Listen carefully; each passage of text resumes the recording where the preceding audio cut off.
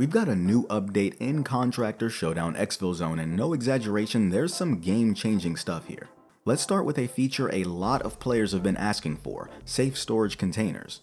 These new little boxes come in 5 different variants, 7 if you choose to support the developers and buy the DLCs. And the big thing here is that if it's in the container, it's safe. It doesn't matter if you get dropped halfway through a raid, whatever's already in it is secure as if it's already been extracted. Also, it's treated as a somewhat permanent fixture on your person once selected, so no worries about durability or limited usage. Now, before you go thinking this ruins the extraction shooter vibe, keep in mind items like keys, guns, things of that nature can't be stored in these containers, regardless of which container you have. But as you complete missions and work your way up the progression ladder, you gain access to new missions. These new missions will grant you either the container itself or the ability to purchase it for the low cost of your firstborn child. Also, it works on a grid system. A bottle of water and a cell phone are 2 different sizes, but both take up the same amount of space. So just keep in mind that if you're not sure if your item will fit in the box, it's worth at least trying.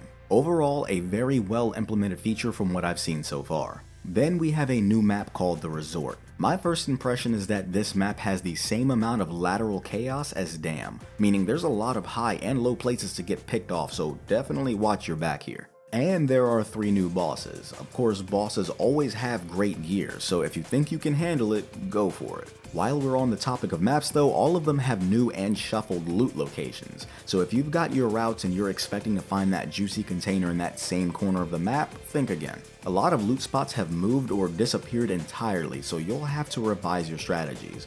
But this does keep the exploration aspect of this game from getting stale and keeps the experienced players from blasting ahead of the new ones, so overall, another good change. Now let's talk about the Hideout, because this place just got a massive overhaul. First off, it looks totally different. Like, if you haven't logged in for a while and you didn't know there was an update, you'd be dumbfounded. For starters, we've got a new stat screen that now tracks all of your performances, kills, deaths, extractions, all that stuff. Just a heads up though, this data is not retroactive. It starts fresh with this patch, but now you don't have to question whether you're bad or not at this game, because you'll know. Layout wise, everything has been condensed and reorganized, which I'd actually really like. Your gear is now closer to your deployment screen, so you're not running back and forth as much when you realize you forgot a piece of gear during the countdown.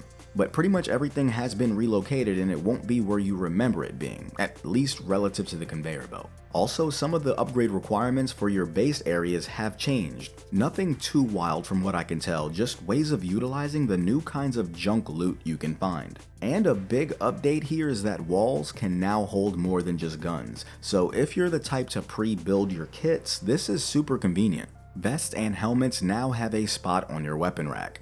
You know, the weapon rack that either feels too full or empty at literally any given time.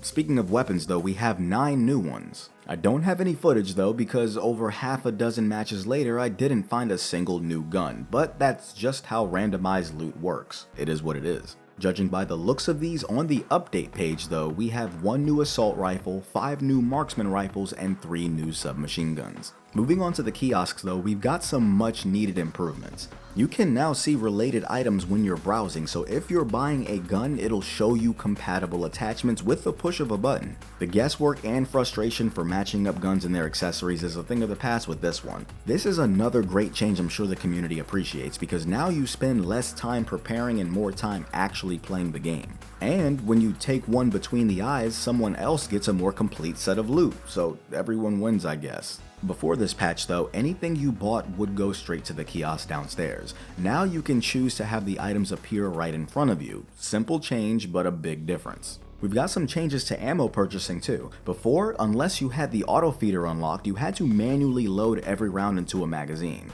It was as therapeutic as it was time consuming, but now when you buy a magazine, you can choose the ammo you want preloaded into it. So if you want, no more magazine packing before dropping into a match and getting obliterated by that one sweaty guy who smelled you spawn in. That said, I'm sure there's some stuff I missed, so definitely leave a comment below, and sorry for the extended time between uploads. I didn't expect getting the footage for this to take so long. I forgot to talk about the airdrops. Alright. Suburbs, the dam, and the new resort map all get airdrops now. It took more matches than I would have liked to actually find one, but you can't really miss them once it's on the ground.